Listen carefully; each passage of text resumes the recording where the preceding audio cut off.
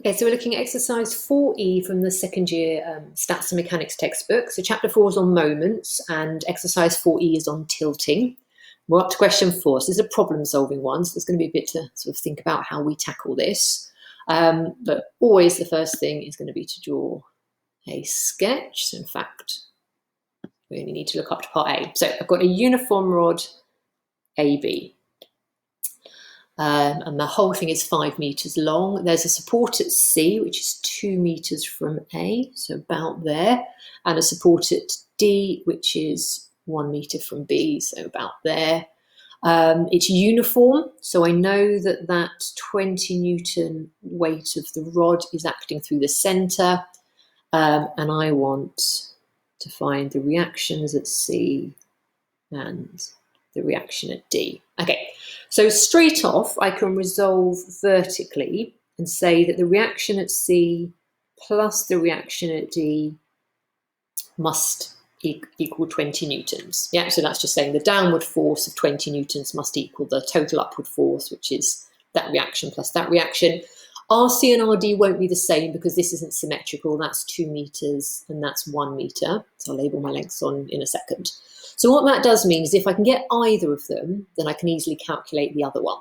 So I'm going to have to take moments. I can take moments about C or D. It really doesn't matter. I'm going to take C just because it comes first. Okay. So if I'm taking moments about C, I've got this force. If C is my pivot, that 20 Newton force is going to be pulling down on the right. So that's going to be trying to turn it clockwise. And I'm going to need the distance. So, well, they give me all the measurements I need in the question, I think, because as it's a uniform rod, the center of mass is halfway along. So if the rod is 5 meters long, that's going to be 2.5 meters. They tell me that the support at C is 2 meters from A. So the distance I actually want,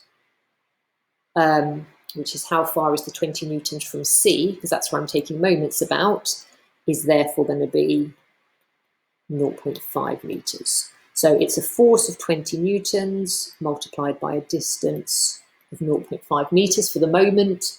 And that's the only clockwise moment, because this force here is pushing up on the right-hand side. So that's going to be trying to turn the whole thing anti-clockwise. And it's not actually moving. It's in equilibrium. So the clockwise moment must equal the anti-clockwise moment. So again, I'm going to need the distance of that force.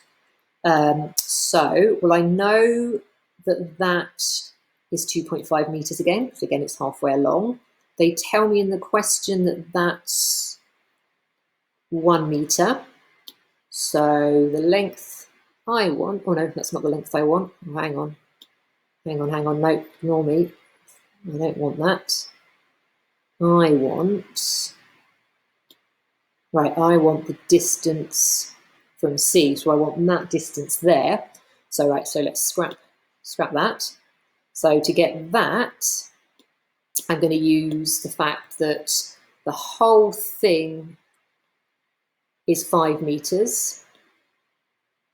That's 2 meters and that's 1 meter. So this distance, and then this distance here that I want is going to be 5, take away 2, take away 1. So that is going to be 2 meters. Okay, so that's a force of, well, that's what I'm trying to find, so I'm calling that RD, times a distance of 2 meters. So 20 times a half is 2 times the reaction at D. So the reaction at D is 5 newtons. And then I could take moments about D to find the reaction at C, but it's going to be a lot easier, I think, to just use that.